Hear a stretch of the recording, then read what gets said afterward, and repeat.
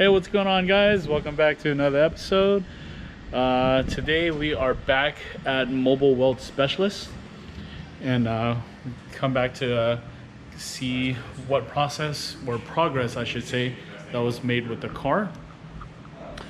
So yesterday it was just a little bit of prep work. We didn't have too much time, so what's up, Ed? Yo.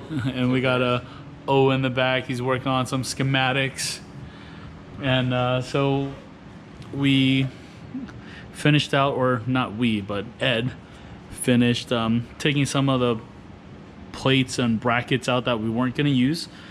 Let's see, you can see all those holes, the cutouts are we have to drill out the spot welds. Those were basically brackets for the rear seats, and obviously it's not going back in. And now O is he's measuring this, and we're templating a basically a plate to build a box, and we're gonna box the rear suspension shock towers, and that's where the rear bars for the cage are going to mount to, so it's going to be nice and stout. And I brought in a seat earlier. We put it in the car just to get a rough measurement of where I'm going to be sitting in relation to the car and where the harness bar needs to be in relation to my seating position. So Ed right now is just kind of marking, or Ed, you go ahead and explain away. Yeah, so we're gonna build boxes for the main hoop to sit on, so we can drop it down and weld the top. So, you know, it's just kind of a little sample tube. So the main hoop will sit in this area somewhere. Like that. And then this little piece of tape is a reference at your shoulder height with the seat in the car for the harness bar. And build the boxes in the back. O's designing those in CAD right now, and then we're just gonna build a simple box here and plate the floor in the front and start bending some tubes. All right, that should be exciting. I know usually the hardest part is going to be marking your layouts of where the main hoop is going to be. Boxing, that definitely takes quite a bit of time. And I know the main hoop is always a challenge, but once the main hoop goes in, everything else kind of falls into place, right? Yeah, definitely the main hoop is one of the most challenging parts, and the front pillar bars. There's two bends and a rotation in the second bend. So yeah, that's we bent these in one piece, the pillar bars, as opposed to like a halo bar with two bars attached. There's nothing wrong with that, it's just less technical. Yeah. When you bend the pillar bar in one piece, there's a lot of room for error and junking an expensive piece of tube. So yeah. But I mean, when you get it nice and tight, it just you can't compare. Yeah. And guys, there's like a lot of different ways you can go about building cages.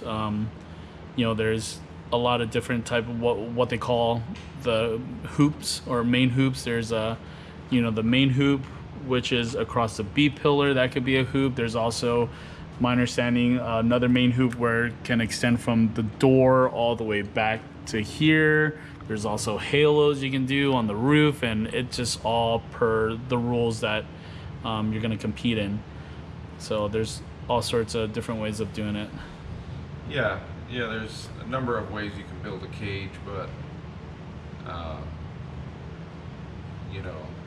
a main hoop with no more than 4 bends in it, and the pillar bars being bent in one piece with a separate windshield bar. That's like the most technical and best way we like to do it. Cool.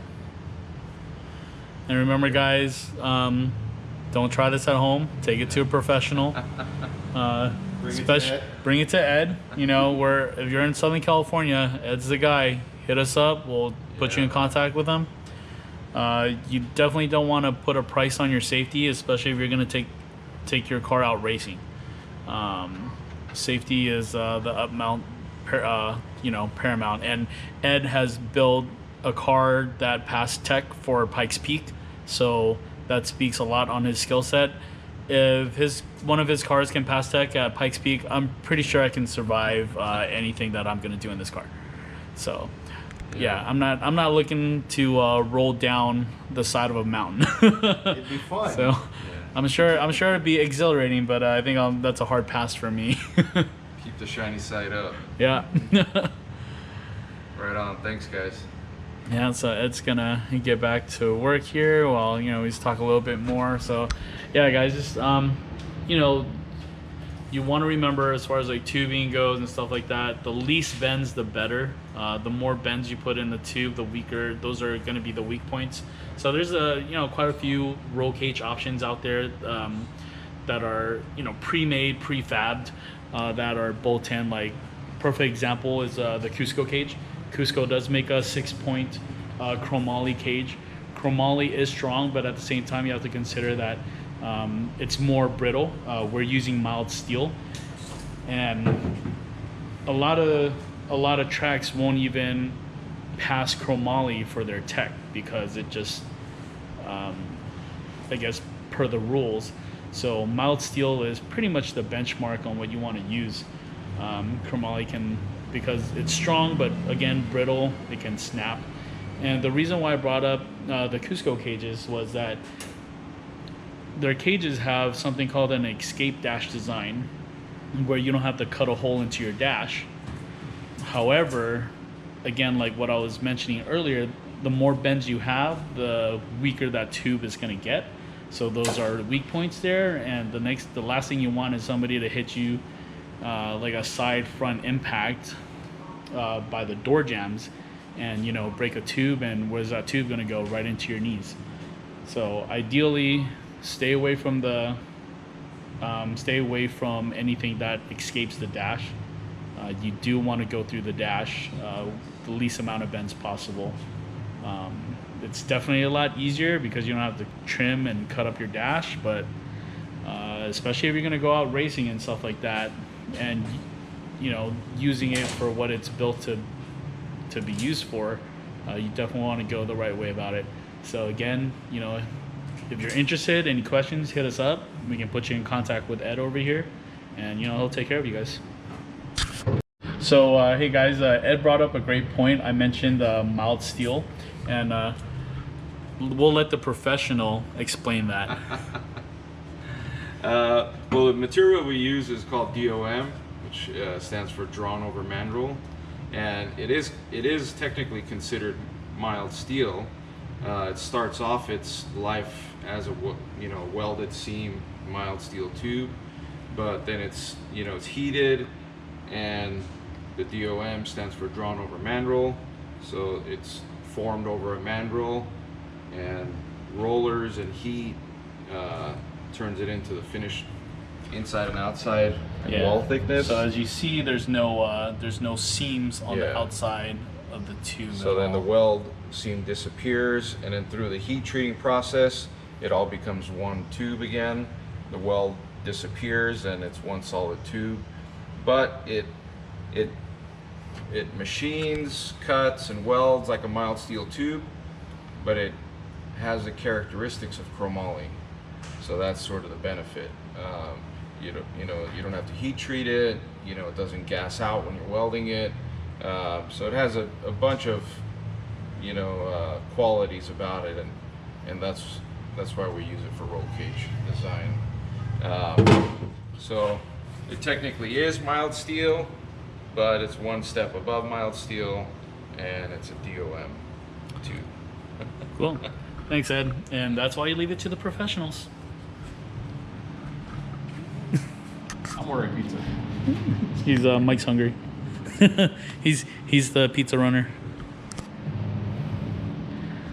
And we'll just sneak over here and take a look at what O is doing really quick on the computer. Yes, I'm trying to get dimensions right now. All right, so when we got here earlier, O was measuring up with calipers in the bag, trying to build a template, and he is putting the file in CAD. All right. which allows them to, it's basically like a 3D model, and you can cut it, load it up to a machine, a special plasma cutter or something like that, and they'll cut that entire piece out exactly to spec without having to do it by hand. So it definitely saves a lot of time, and with A this, lot more precise. yeah, a lot more precise. And with this program, you can do just about anything if you know how to do it. YouTube helps. YouTube helps. You heard it here, guys. So, but even though this is gonna be on YouTube, I don't recommend you guys building a cage off of the information we just gave you. Again, leave it to the professionals.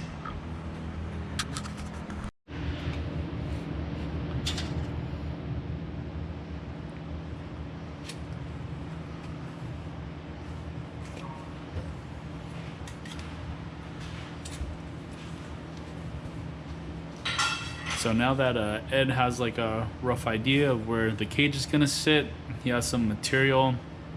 It's like a big giant L bracket, and that's gonna be two sides of the box that he was talking about.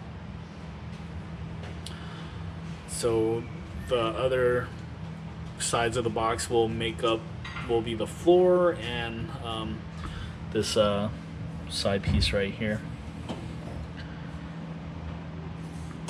And O's back at measuring again, and you know what they say, measure twice, cut once.